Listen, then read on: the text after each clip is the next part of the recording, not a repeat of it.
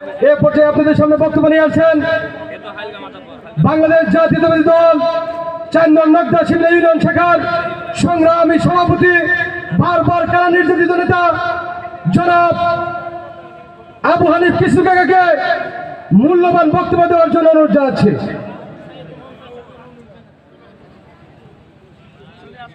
বিসমিল্লাহির রহমানির রহিম। আজকের সোহেল চেয়ারম্যানের বিরুদ্ধে মানববন্ধনে আজকের অনুষ্ঠানের স্নেহস্পদ সভাপতি, উপস্থিত বাংলাদেশ জাতীয়তাবাদী যুবদল গোপালপুর ইউনিটের সংগ্রামী আহ্বায়ক জনাব সাইফুল ইসলাম লেলিন, উপস্থিত গোপালপুর থানা বিএনপির সাবেক শহর বিএনপির সাবেক সভাপতি শাহজাহান বিবি সাহেব, উপস্থিত গোপালপুর যুবদলের লড়াকু সৈনিক সদস্য সচিব জনাব বদিউজ্জামান রানা সহ সকল নেতৃবৃন্দ, সবাইকে আমার শুভেচ্ছা। সামনে উপবিষ্ট আমার বিএনপির নেতাকর্মী ভাইরা, সবাইকে আমি একটি কথা বলতে চাই, এই সোহেল চেয়ারম্যান ভোটে নির্বাচিত হতে পারেন নাই। আপনারা জানেন বিভিন্ন জায়গায় তার ভোটের সংখ্যা ছিল কম এবং গোপালপুর উপজেলায় নিয়ে তার একটা ডিক্লারেশনের মাধ্যমে প্রশাসনের মাধ্যমে সে চেয়ারম্যান হয়েছিল এই ইউনিয়নে। সে চেয়ারম্যান হওয়ার পরে এই ইউনিয়নটাকে ধরাকে সরাতল করে ফেলেছিল ভাইয়ের আমার। আপনারা জানেন এই ইউনিয়নে অনেক বিএনপি নেতাকর্মীদের বিরুদ্ধে অত্যাচার, নিপীড়ন, নির্যাতন এবং কেস কামারি অনেক কিছু হয়েছে।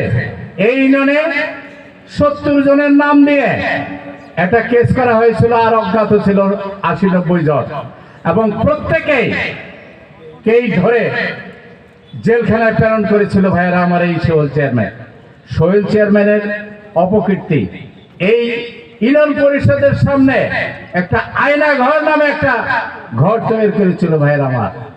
সারা বাংলাদেশের রাজনীতি একরকম, টাঙ্গাইল ডিস্ট্রিক্টের রাজনীতির প্রেক্ষাপট আরেক রকম। সারা টাঙ্গাইল ডিস্ট্রিক্টের রাজনীতির প্রেক্ষাপট একরকম, গোপালপুর থানার রাজনীতির প্রেক্ষাপট আরেক রকম।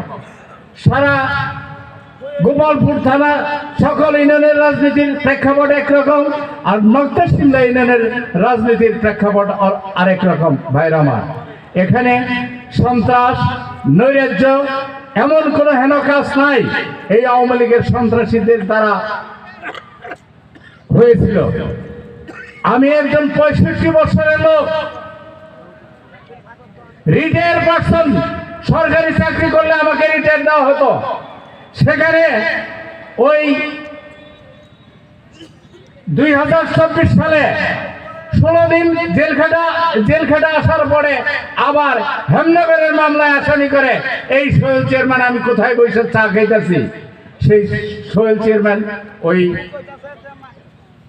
থানায় অবহিত করে যে অমক জায়গায় মাঝিবাড়ির পিছনে বৈশাখে চা খাইতেছে। সেখানে যে পুলিশ আমাকে ধরে, এবং যখন ওই পুলিশ গোপালপুর থানা থেকে চলে যায় তখন তাকে আমি বলেছিলাম, তোমার কি এই নাট বল্টু লেগেছে আমাকে যে তুমি অ্যারেস্ট করেছিলা? আমি 16 দিন আগে জেল খেটে আসলাম, আর 8 দিনের মাথায় আবার আমাকে জেলখানায় দেওয়া হয়েছে। তোমার কি? তখন সে বলছিল যে সোহেল চেয়ারম্যান এবং আপনাদের গ্রামের আরেকজনের নির্দেশে ওই দিন যদি আপনাকে না ধরে আমরা ওভারলুক করে যাইতেছিলাম নগদা শিমলার থেকে, বনমালী মোড়ে যখন গেছে তখন এই কথা হয়েছে, ফোন করে বলছে এবং সেখান থেকে ধরে আনছে।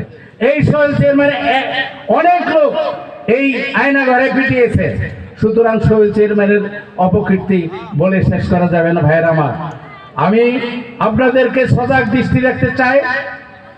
যে এই সেল চেয়ারম্যান আর যেন এই নগদাশিল্লার চেয়ারে আসতে না পারে, এবং আজকে থেকে আমি এই ইউনিয়ন বিএনপির সভাপতি হিসাবে তাকে অবাঞ্ছিত ঘোষণা করে আমি আমার বক্তব্য শেষ করছি। আল্লাহ হাফেজ। বাংলাদেশ জিন্দাবাদ, বাংলাদেশ জাতীয়তাবাদী দল জিন্দাবাদ, সুলতান সালাউদ্দিন পিন্টু, সুলতান সালাউদ্দিন টুকু জিন্দাবাদ, আব্দুল সালাম পিন্টু জিন্দাবাদ, জিন্দাবাদ।